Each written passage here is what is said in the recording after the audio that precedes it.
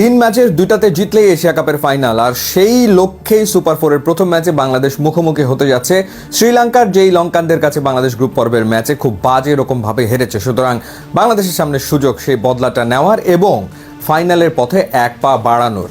এখন সেই ক্ষেত্রে আসলে ঠিক কী ধরনের টিম কম্বিনেশনে বাংলাদেশ শ্রীলঙ্কার মুখোমুখি হতে যাচ্ছে, এবং সেটা অবশ্যই কন্ডিশন বিবেচনায় রেখে, কারণ খেলা হবে দুবাইয়ে। বাংলাদেশ গ্রুপ পর্বে সবগুলো ম্যাচ খেলেছে আবুধাবিতে, এবার খেলবে দুবাইয়ে, যেখানকার উইকেটও যথারীতি স্লো। তো সেই ক্ষেত্রে আগে যদি আমরা বোলিং ডিপার্টমেন্ট নিয়ে কথা বলি, এই জায়গাটাতে আমার মনে হয় যে অবশ্যই বাংলাদেশের জেনুইন 5টা বোলার নিয়ে খেলা উচিত। আফগানিস্তানের বিপক্ষে বাংলাদেশ 4জন জেনুইন বোলার নিয়ে খেলেছে। ফিফথ বোলিং অপশন হিসেবে 2জন পার্ট টাইমারকে ব্যবহার করেছে, সাইফ হাসান এবং শামীম হোসেন পাটোয়ারি। দুজনে মিলে 4 ওভারে রান দিয়েছিলেন 55। সুতরাং সেই ভুল নিশ্চয়ই এই ম্যাচে বাংলাদেশের টিম ম্যানেজমেন্ট করতে চাইবে না। সেই ক্ষেত্রে আমার মনে হয় যে শেখ মাহাদিকে আবারও একাদশে ফিরিয়ে আনা উচিত। এবং যেহেতু শ্রীলঙ্কান ব্যাটিং অর্ডারে বাহাতি ব্যাটসম্যান রয়েছেন বেশ কয়েকজন, সম্ভবত 4জন, সেক্ষেত্রে শেখ মাহাদি খুবই এফেক্টিভ হতে পারে।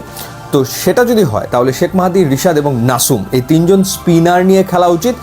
পাওয়ার প্লেতে শেখ মাহাদিকেও ব্যবহার করা যায়, নাসুমকেও ব্যবহার করা যায়, এবং দুজনে আসলে উইকেট টু উইকেট বল করেন, সুতরাং তারা এফেক্টিভ হতে পারেন। সাথে 2জন ফাস্ট বোলার মুস্তাফিজুর রহমান এবং তাসকিন আহমেদ, এই 5জন genuine bowler. 6th bowling option হিসেবে শামীম পাটোয়ারি থাকলো। এখন যদি এমনটা হয় তাহলে আফগানিস্তানের বিপক্ষে যে একাদশ খেলেছে সেখানে অন্তত একটা পরিবর্তন লাগবে। শেখ মাহাদি কার জায়গায় আসলে দলভুক্ত হবে? অপশন আছে 3টা। এক, সাইফ হাসানের জায়গায় তিনি দলভুক্ত হতে পারেন, অথবা নুরুল হাসান সোহানের পরিবর্তে খেলতে পারেন, অথবা তাওহিদ হৃদয়ের জায়গায় তিনি খেলতে পারেন। তাহলে আবার ব্যাটিং অর্ডারে পরিবর্তন আনতে হবে। যদি সাইফ হাসান ড্রপড হন, সেক্ষেত্রে ওপেনিং করবে আসলে কে? সাইফ হাসানকে ওপেনিংয়ে ইউজ করা হয়েছিল ফ্রি লাইসেন্স দিয়ে, যে গো অ্যান্ড হিট, মারা শুরু করো প্রথম বল থেকে। ঠিক সেই দায়িত্বটা শেখ মাহাদিকেও দেওয়া যেতে পারে, অর্থাৎ ফ্রি লাইসেন্স ওপেনার হিসেবে শেখ মাহাদিও খেলতে পারে, অথবা লিটন কুমার দাস চলে আসতে পারে ওপেনিংয়ে, তিনি তানজিদ তামিমের সাথে ইনিংসের শুরুটা করতে পারেন। সো সেটা একটা অপশন হতে পারে। তাহলে ড্রপড হবেন সেই ক্ষেত্রে সাইফ হাসান। আর যদি সেটা না হয়, যদি টিম ম্যানেজমেন্ট মনে করে যে না, তাহলে আমরা লোয়ার মিডল অর্ডার থেকে একজনকে কমিয়ে ফেলি, তাহলে নুরুল হাসান সোহান ড্রপড হবেন, সেই জায়গাটাতে শেখ মাহাদি খেলবেন। অথবা তাওহিদ হৃদয় ড্রপড হতে পারেন, তাওহিদ হৃদয় ড্রপড হলে সেই জায়গাটাতে চলে যাবেন নুরুল হাসান সোহান কিংবা সাইফ হাসান, ওখানে ব্যাট করবেন এবং শেখ মাহাদি দলভুক্ত হবেন। সুতরাং আগে বোলিং ডিপার্টমেন্ট সেট করে নিলে এরকম আসলে হয়। এখন দেখার ব্যাপার যে টিম ম্যানেজমেন্ট কীরকম চিন্তা করছে। যদিও উইনিং কম্বিনেশন আসলে তো সচরাচর দেখা যায় যে টিম ম্যানেজমেন্ট ধরে রাখতে চায়, কিন্তু কন্ডিশনকেও বিবেচনায় নিতে হবে। এবং that was a big mistake যে 4জন বোলার নিয়ে খেলা। অবশ্যই 5জন জেনুইন বোলার নিয়ে খেলতে হবে। এবং অনেকেই আলোচনা করছে যে পারভেজ হোসেন ইমন এবং তানজিদ তামিম, তাদেরকে দিয়ে ইনিংস সূচনা করানো হবে কিনা। এখন শ্রীলঙ্কার বিপক্ষে যে অভিজ্ঞতা হয়েছিল যে প্রথম 2 ওভারই মেডেন উইকেট গেছে, প্রথম 2 ওভারে বাংলাদেশ কোনো রানই করতে পারেনি, এবং 2টা উইকেট বাংলাদেশ হারিয়েছে। পরপর 2 ওভারে 2 ওপেনার আউট হয়ে গিয়েছিল। 4 ওভারে বাংলাদেশের রান ছিল 7।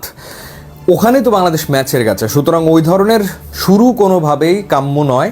এখন সেই ক্ষেত্রে এটাও ম্যানেজমেন্ট হয়তো চিন্তা করছে যে নুয়ান তুষারা কিংবা চামিরার বল আসলে কিভাবে করে 2জন বাহাতি ওপেনার ফেস করবে, নাকি সেখানে right hand left hand combination ব্যবহার করা হবে। সো আমার মনে হয় যে হয়তো team management right hand left hand কম্বিনেশনের ওই জায়গাটাতে ভেবে এই ম্যাচেও হয়তো পারভেজ হোসেন ইমন এবং তানজিদ তামিমকে একসাথে খেলাবে না, ওখানে একজন রাইট হ্যান্ড ওপেনারকে ইউজ করবে। সেটা হতে পারে লিটন কুমার দাস, কিংবা ফ্রি লাইসেন্স ওপেনার হিসেবে সেই জায়গাটাতে শেখ মাহাদি খেলতে পারে। শ্রীলঙ্কার সাথে বাংলাদেশের জেতার খুবই ভালো সম্ভাবনা রয়েছে। আর একটা ব্যাপার হচ্ছে তাওহিদ হৃদয়ের খেলা বা না খেলাটা। মিডল ওভারে ওয়ানিন্দু হাসারাঙ্গাকে সামলাতে হবে, সেটা একটা বিরাট চ্যালেঞ্জ ডেফিনেটলি, কারণ তার গুগলি বাংলাদেশের ব্যাটাররা বুঝতে পারে না। সেটা আমরা দেখেছি গ্রুপ পর্বের ম্যাচেও, বাংলাদেশ উইকেট হারিয়েছে। তো সেই ক্ষেত্রে তাওহিদ হৃদয়ের এক্সপিরিয়েন্স একেবারে খারাপ না। হ্যাঁ, সে রান করছেন না, তার ব্যাটিং T20 অ্যাপ্রোচে হচ্ছে না, এগুলো সব fact. But by any chance যদি ওরকম আবারও একটা কলাপস হয়, 2-3টা উইকেট পড়ে যায়, সেই ক্ষেত্রে কিছুটা সময় উইকেটে কাটানোর জন্য বা ইনিংসটাকে মেরামত করার জন্য বা ধরে খেলার জন্য তাওহিদ হৃদয়ের প্রয়োজনীয়তা অনুভব করতে পারে টিম ম্যানেজমেন্ট। সুতরাং সেটাও আসলে হতে পারে। সো দেখা যাক কি হয়। বাংলাদেশের জন্য শুভকামনা থাকলো।